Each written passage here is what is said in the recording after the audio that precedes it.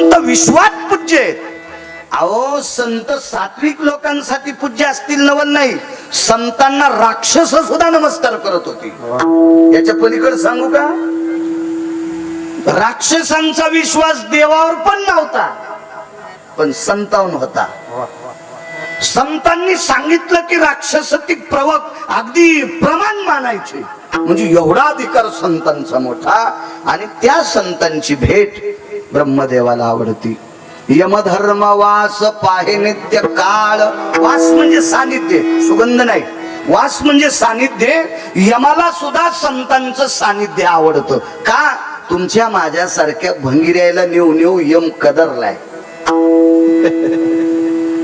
तुमच्या माझ्यासारख्या मळक्या लोकांना भेटू भेटू यम मळून गेलाय. त्याला कोण्याच गंगेत त्याचा अंग धुता येत नाही. पण संतांच्या जवळ गेला की यम निर्मळ होतो. म्हणून यमाला त्यांची भेटीची अर्थ ब्रह्मादिका यमधर्म वास पाहे नित्य काळ. यमाला सुद्धा सानिध्य. आणि महत्वाचं सांगू चंद्रकांत बुवा, ज्या वेळेला साधू भेटला म्हणे धन्य वेळ भेटतीये.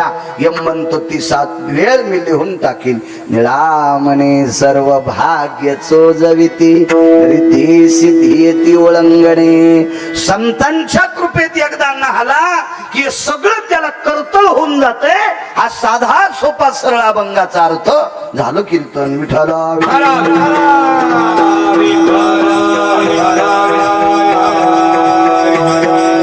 काय व्याप्ती सज्जनांनो संतांची. आज ज्या साधूचा समाधी सोहळा आहे ती माझी संत शेना महाराज, अष्टादश संतांपैकी एक. काही नाविन्य नाही संतांच्या बाबतीत. वजन किती आहे लोकांचं सांगू तुम्हाला. अहो 4-2 रुपये ज्याच्याकडे आहेत त्यानं खांद्यावर हात टाकल्यावर बरेच भंगिरे म्हणते त्यांना खांद्यावर हात टाकला. तुम्हाला माहितीये का, ते मला फोन करते 100-200 कोटी जवळ रुपये आहेत का.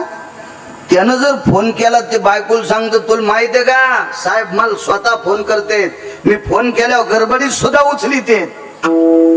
त्याची बायको हुशार असती पण ती चांगल्या चिवलेक असल्यामुळं याच्या जास्त नादी लागत नाही. ती मनात म्हणती भंगिऱ्या 200, 400, 500, 1000 कोटीवाला तुला फोन करतो ना सोमळ्या, त्याच्या फायद्यासाठी करतो. ते रिकामा नाही तुला फोन करायला. इतका येडेवानी करू नको. हो, आषाढ महिन्यातल्या शिदळासारखा माणसं यायनं खालच्यानं बोलल्यावर इतकी प्रसन्न होते, इतके प्रसन्न. तुझ्या कृपेने वेदाशी बोलणे, सूर्याशी चालणे, तुझ्या बळे ऐसा तू समर्थ ब्रह्मांडाचा धनी. काय व्याप्ती.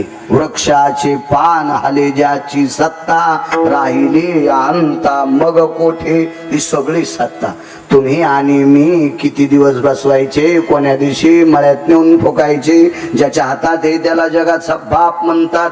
आणि हा विश्वाचा बाप एका साधूला पाहिल्याबरोबर मान खाली घालीत होता.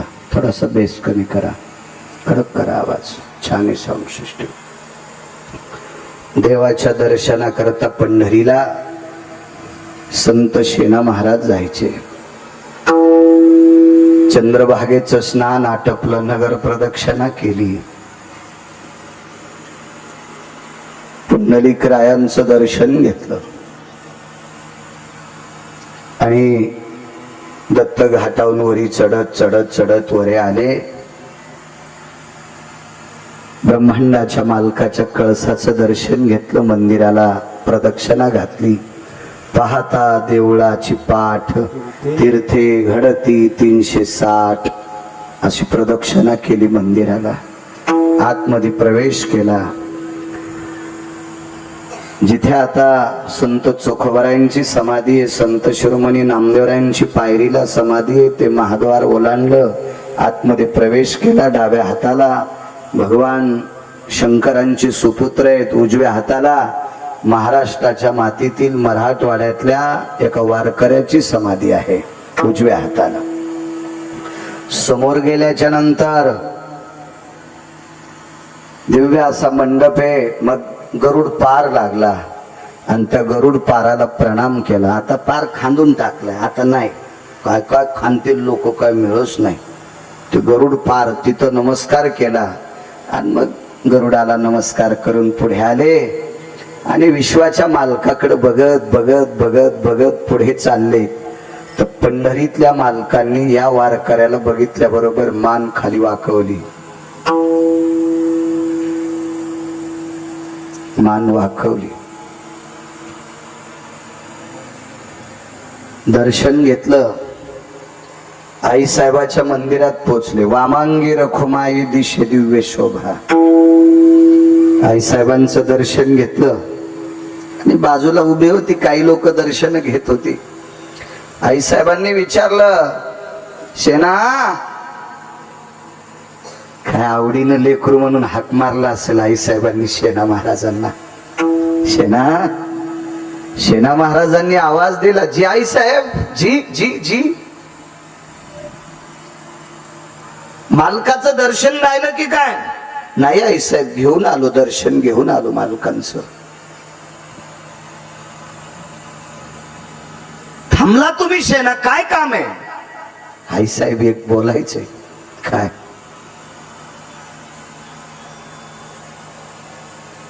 मला काही लोकांना मी विचारलं, तुम्ही दर्शनाला गेल्यावर भगवंत तुम्हाला कसा दिसतो? तर सगळ्या लोकांनी सांगितलं, आम्ही दर्शनाला गेल्यावर आमच्याकडे पाहतो. डोळे भरून आले. आई साहेब एक विचारू का? काय शेना, माझं काय पाप असेल की मी देवाच्या दर्शनाला गेल्यावर देव मान वाकवतात, माझ्याकडे बघत नाहीत? माझं काय चुकलं असेल? मी अपराधी आहे का आई साहेब? का माझ्याकडे प्रभू डोकं वाकवतात, माझ्याकडे बघत नाहीत डोळे भरून? हे वारी चुकवत नाही आई साहेब, का बघत नाहीत माझ्याकडे? शेना संध्याकाळी 10 वाजता या, त्यावेळेला देवाची शेजारती होत असते. आबा आता स्वामी सुखे निद्रा करा गोपाळा, आपुलाले मनोरथ जातो आपुल्या स्थळा. त्यावेळेला गेले शेना महाराज. आई साहेबांनी सांगितलं, मालक आपल्या भेटी करता शेना आलाय.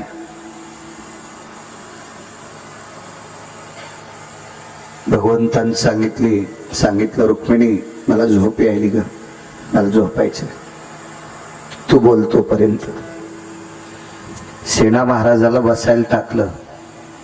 कोण टाकलं सांगू तुम्हाला? जगाच्या मालकीनीनं. 200, 400, 500, 1000, 5000, 4000, 10,000 कोटी रुपयाच्या ज्याच्याकडे त्याच्या बायकोन नाही. तुम्हाला किती श्रीमंत किती भिकारी करायचे, जिच्या हातात ते तिला लक्ष्मी म्हणतात, तिनं बसायला टाकलं. बसा शेना बसा. बसले महाराज. काय म्हणत होतात दुपारी? काही नाही म्हणे आई साहेब, आजही मी आलो, तुम्ही मला बोलवलं पण देवान मला टाळलं, भगवंताला झोप यायली. मला का बरं टाळतात? बसा शेना विचारते मी. आतमध्ये गेले. भगवंताला झोप नव्हती. आईसाहेबांनी आवाज दिला, स्वामी. उठून बसले. लालबुंद डोळे झालेले होते. शेजेवरच्या उशीवर असा हात टेकल्याबरोबर ती उशी ओली चिंब झालती. आईसाहेबांनी विचारलं, मालक एरवी तुम्ही शेजारती झाल्यावर कधी शोक केला नाही, रुदन केलं नाही, रडले नाही, आज काय? लक्ष्मी माझं अंतःकरण आलंय आज. ठीक आहे मालक, तुम्हाला शेना किती आवडतो हे माझ्या लक्षात आलंय मालक. पण शेनाची एक शंका आहे. एकेरी मी बोलत नाही बरं, आईसाहेब बोलतात. शेना महाराजाला एकेरी बोलायची काय बाळायची टप्पर आहे? माझी लायकी का त्यांना एकेरी बोलायची? आईसाहेब बोलतात. आईसाहेबांनी विचारलं, मालक त्या शेणाची शंका आहे हो तुमच्याकडे? काय शंका आहे?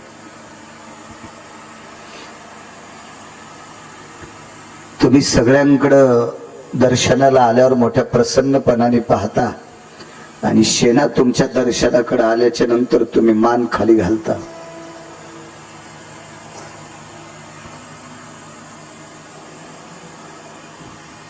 शक्यतो बायको पुढे दुःख व्यक्त करणारी माणसं जगात खूप असतील, पण पत्नीचं हृदय धरून रडणारी माणसं कोणी नसतील. लक्ष्मीचं हृदय वळलं आणि रडू लागले, रमा हे रुक्मिणी, माझ्या सेना दर्शनाला आल्यावर त्याच्या डोळ्यात डोळे घालून पाहायची हिंमतच नाही ग. एवढं कर्ज त्याचं माझ्या डोक्यावर आहे, त्याचं भक्तीचं. त्या कर्जानं माझी मान वाकली. ब्रह्मांडाचा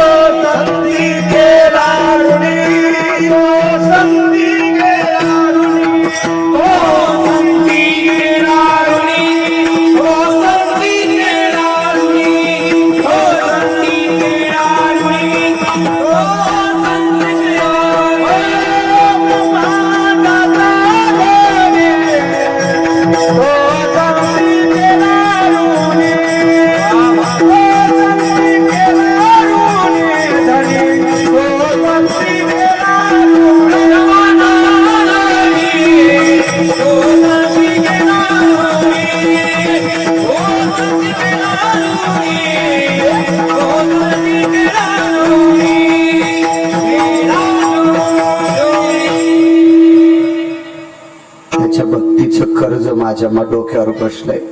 तो कमाने देवा ऋण करोनी देवी सेवा, ऋण करोनी देवी सेवा, ऋण करोनी देवी सेवा, देवा ऋण करोनी देवी सेवा, ऋण करोनी देवी सेवा, ऋण करोनी देवी सेवा. म्हणून आई साहेब बाहेर आल्यानं सांगितलं, शेणा दुःख व्यक्त करू नकोस रे बाळा. बाळा तुझ्याकडे बघत नाही, तुला भेटत नाहीत याचा अर्थ तू आवडत नाही असं नाही रे सेना. फक्त तुझ्या डोळ्यात डोळे घालून पाहायची हिंमत नाही. आपण जर कोणाचे पैसे उसने आणली त्याची टाइमला जर नाही दिले आणि तो समोरून आला तर माणूस आबा रस्ता सोडून बाजूला जाते, आपल्याला मागेल का तो पैसे, आणि आपल्याकडे देण्यासाठी त्याचे नाही.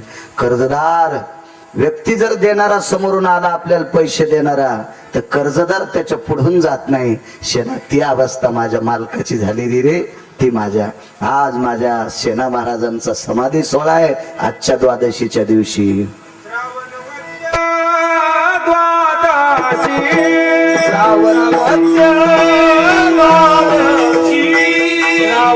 वंद्य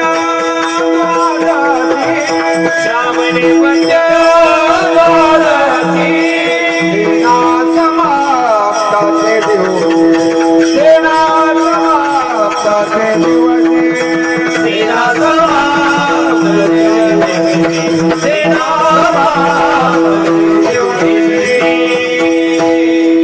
श्रावण वद्य द्वादशी सेना समाप्त रे. श्रावण वद्य द्वादशी सेना समाप्त ते दिवशी. देवशैनी एकादशी आषाढीची वारी झाल्याच्या नंतर सावताबाबांचा समाधी सोहळा, संत शिरोमणी नामदेवांचा समाधी सोहळा, आणि आज द्वादशीच्या दिवशी माझ्या सेना महाराजांचा समाधी सोहळा. राजे हो, सर्वसामान्य कुटुंबात जन्माला आलेले सेना महाराज भक्तीच्या कर्जानं जगाच्या बापाला मान वाकवायला लावित होते. हा संतांचा महिमा आहे. म्हणून मालक पहिल्या कडव्यात म्हणतात, कायताचा महिमा वर्णुवान मारे, कायताचा महिमा वर्णुवान मारे, कायताचा महिमा वर्णुवान मारे, कायताचा महिमा वर्णुवान मारे, कायताचा महिमा वर्णुवान मारे.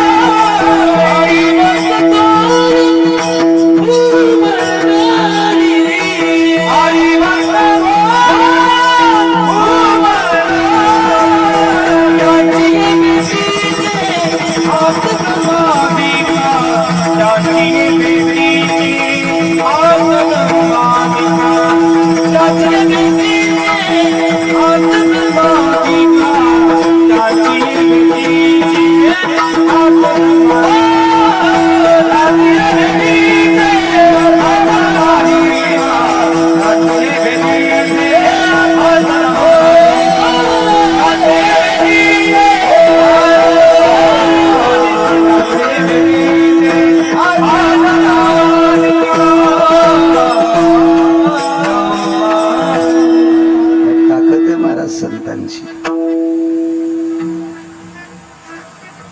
रामेश्वर शास्त्री नावाची प्रचंड विद्वान एक व्यक्ती होऊन गेली. प्रचंड, ज्यांना शास्त्री म्हणावं. म्हणजे 450 वर्षापूर्वींचे शास्त्री रामेश्वर शास्त्री. माझ्या जन्माच्या अगोदर महाराष्ट्रात 3 शास्त्री आले. जगन्नाथ अण्णा पवार, तुकाराम महाराज महामुनी आणि प्रल्हाद शास्त्री दैठणकर. काशी विद्यापीठातले पहिले 3 शास्त्री माझ्या जन्माच्या काळात किंवा त्याच्या अलीकडे पलीकडे. पण हे 450 वर्षापूर्वीचे शास्त्री प्रचंड विद्वान.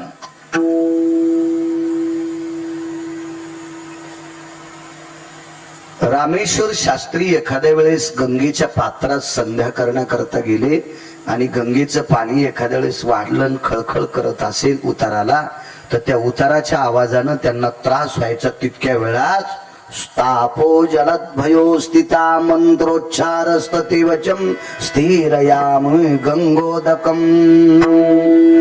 पाणी शांत व्हायचं महाराज. काय मंत्रोच्चार असेल, शक्ती काय असेल, प्रचंड विद्वान. पण काय होतं माहितीये का, वारकरी संप्रदायाचा दंडके मृदंग क्षेत्रात टोकाचा विद्वान व्हावा, गायन क्षेत्रातला टोकाचा विद्वान व्हावा, कीर्तन क्षेत्रामध्ये लोकांना आनंद देणारा टोकाचा विद्वान व्हावा, पण त्याला अहंकाराचं गंडल नसावा. त्याला अहंकाराचं गंडल असलं की ते कोण्या दिवशी फुटन, आणि गंडल फुटलं की ज्याची त्याला बी मळमळ होत, पाहिल्यावर शेजाऱ्याला बी मळमळ होत. तुका म्हणे नरके राणी अभिमान दरी होया दरी होया तुका म्हणे नरके राणी अभिमान दरी होया दरी होया. देहूतल्या बालकांनी सांगावं, तुका म्हणे नरकी घाली अभिमान, जरी होय गर्व अभिमान. हे ताठा असला की ते कवा मोडल काही सांगता येत नाही. रामेश्वर शास्त्री प्रचंड विद्वान आहे, पण थोडासा गर्व आलता त्यांना. मी नाही सांगत, इतिहास सांगते. अहो बुटक भर पाणी ज्याच्याकडे ते म्हणतात मी कोणा कोणाला आंघोळ घालू, तो थुत्तर धुतलं नाही. तोंड धुतलं नाही तू आणि तू काय दुसऱ्याला बुटक भर पाण्यानं आंघोळ घालतो. अशा भंगिऱ्याचा उता आलाय. तर रामेश्वर शास्त्री म्हणजे प्रचंड विद्वान होते, प्रचंड. यांना थोडासा आला असेल काय नवले, पण त्यांच्या त्या विद्वत्तेच्या अभिमानानं मुळे एक त्यांनी चूक केली. एका विशिष्ट प्रकारच्या धर्माच्या उपासकाच्या तीर्थात उडी आणली. एक विशिष्ट प्रकारचा धर्म, त्या धर्माचा तो उपासक आहे, मुस्लिम धर्माचा उपासक. त्या उपासकाचं नाव आहे अनगडशाह नावाचा फकीर. फकीर आहे तो फकीर. त्याला हिरव्या रंगाची डोक्याला कपडा बांधलेला आहे, हिरव्या रंगाचा सदरा आहे, आबा हिरव्याच रंगाची लुंगी आहे, हातामध्ये मोराच्या पंखाची पेंडी आहे, भिक्षेसाठी ताडाच्या झाडाचं कटोर आहे आणि एक चिमटा आहे. फकीर येती योगी जपी तपी सिद्ध चिमटा वापरीत असतात. ते लोखंडी चिमटा संन्याशाकडं नाथपंथ्यांकडे सापडतो, तुम्हाला कधी कधी बघायला भेटतो. असं चिमटा. असा एक तो इस्लाम धर्माचा उपासक अनगडशाह फकीर. आणि त्याचं ते स्नान करण्याचं तीर्थ होतं, बारव होती, एक विहीर होती. तिला उतरण्यासाठी मध्ये पायऱ्या होत्या त्या विहिरीला, चंद्रकांत बुवा. आणि तिला रहाट सुद्धा होता. रहाट म्हणजे आता आपण पाणी काढण्यासाठी लोट बकेट पावरा एकच याचा वापर करतो. आता विहिरीला आपण एक लोखंडी लावतो, आडवा गज, त्याला चाक लावतो, चाकावरनं पाणी काढतो. पूर्वीच्या काळात त्याला रहाट म्हणायचे. रहाटाला मडके बांधलेले असायचे, मडके. तो रहाट असा फिरिला की भरलेली गाडगी वर यायची आणि रिकामी झालेली गाडगे पुन्हा भरायला जायची. तसंच पाणी काढायचं साधन मोठ सुद्धा होती. जिंच्या पॅन्टीवाल्यांना नाही पाहिली, ती फक्त जुन्या लोकांना मोठा माहित असतील. आता तो तुम्हाला मोठीचा संबंधच नाही, तुम्ही खालीन तुमच्या डोक्यावर पाणी आहे त्याच्यामुळे तुम्हाला, कारण रस्त्याने येता येता इतकं पाणी की जमिनीचा वास यायला, इतकं पाणी, तुम्हाला मोठीचं काय. तुम्हाला हे मोठी सांगणं म्हणजे लोक म्हणतील गिरगावच्या बाळ्याच्या गोळ्या संपल्यात आणि हे दळायची काय गरज होती. एवढी मोठी माणसं आहेत. हे आमच्या तिकडे डोंगराळ भागात असते. तुमचा मोठा वाडा पोकळवा सणवारा जाई बसा बसा. आमचं काय पिकल बडी तर कडी घोडी नाही तर उदो आंबाबाईची पडली. आमचा असा साधा कारभार चालेल. असू द्या तुम्ही मोठे, तुमच्या पोरायला आमच्याकडच्या पोरी देऊ. किल्ले आमच्यात पोरीच्या हातात येते ना, काय ता नाही. गेली बेजारीत लोक चांगले चांगले बायडाटी टाकू टाकू. कोणी भूत पाहिजे त्या बायडाटायला, विठाला विठाला.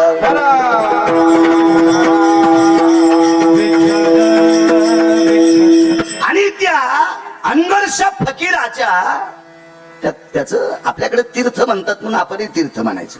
त्याच्यात उडी टाकली. उन्हाळ्याचे दिवस, चंद्रकांत भाऊ, संतोष भाऊ उन्हाळ्याचे दिवस होते. उडी टाकली आणि रामेश्वर शास्त्रीला पोहणं येत होतं, पोहता येत होतं. आपण बुडून मरू किंवा बुडून मरू नये याच्याकरता पोहणं शिकावं असं म्हणत नाही. शरीराच्या व्यायामासाठी पोहणं असणं अत्यंत गरजेचं आहे. सगळ्या इंद्रियाचा व्यायाम होतो, त्याचं नाव पोहणं आहे. हो, चालणं हा व्यायाम आहे. रोड जाम करणं, इकून नाक दाबणं, इकून हवा काढणं, इकून थोतर फिरणं, हे पाय मानात टाकणं, इकडचा पाय गळ्यात टाकणं, हे अंगठा कानाला लावणं, इकडचा पाठीला लावणं, अंगावर ऊसाचं ट्रॅक्टर जाणं, हे नाटकं कशाला करायचे प्रदर्शन. शेतकरी माणसं आहेत आपण. मस्त दुपारी एक पोहायचं, मस्त एक चक्कर हाणायचे. सगळे व्यायाम केल्याची ताकद त्याच्यात. यालं पाहिजे पोहणं, येत जावं. रामेश्वर शास्त्रींना पोहता येत होतं. अत्यंत प्रचंड विद्वान व्यक्ती, खूप विद्वत्ता, खूप विद्वत्ता. रामेश्वर शास्त्रीची संस्कृत म्हणजे फार अस्खलित विद्वत्ता होती. आपल्याकडे संस्कृत किती. मला रविवारी मी एक जणाची तर टीव्ही असं बसलो, लवकर गेलो आणि बातम्या चालू होत्या, संस्कृत बातम्या. तर त्याच्यावर मस्त एक जण संस्कृत बोलत होता. ढगाळ वातावरण यदि पर्जन्य यत् कालाति भवेतहाम ठोकर ठोकर गारगुंडाम पडंच. अरे वा, म्हणलं काय संस्कृत याची. वा वा वा. काष्टम कोरित भुंगा भुस्कटम पडत भुई, असा श्रेष्ठ कवी तर लंगड्या सुकुबाईचा जावाई. काय ती संस्कृत. ते दुग्धम पिपासू मार्जारम येत मार्जारम पिपासू तुम बोक्या. तो काय बोक्या आहेस का सोमलाय. काय काय असली संस्कृत नाही. वेदायती अनभूषित कलत्रय भय सांख्यायती मुच्यन्ते कलयने विपवति सकल तिजाया वेदं भूषित तिजायन्ते प्रसन्न परिभय सकल तिजयन मुंडधरा पाशुपतम यति आरुढ भयो शंख भयो यनि जायन्ते दंड मुंड भय सकल सुदान दंड मुंड भय सकल सुदान छंद पराभय छंद पराभय घोड अशी सुप्त म्हणणारी रामेश्वर शास्त्री. पाशुपतम भय सकल स्थितो दंभ भयायनि जायन्ते त्रिशूल भयो यति आयुध सयानाम तांडव भययन छंद सुदे. घोड संस्कृत. त्या रामेश्वर शास्त्रीने फार दिशी उडी टाकली. आतमध्ये बसलेला अनगडशा फकीर 2-4 सोबत होते. तसा विरक्त फकीर होता तो. देखो भला, देखो देखो. आवाज कशाचा आलाय. आता मला हिंदी येत नाही ना. माई हिंदी दर्श गाडी आई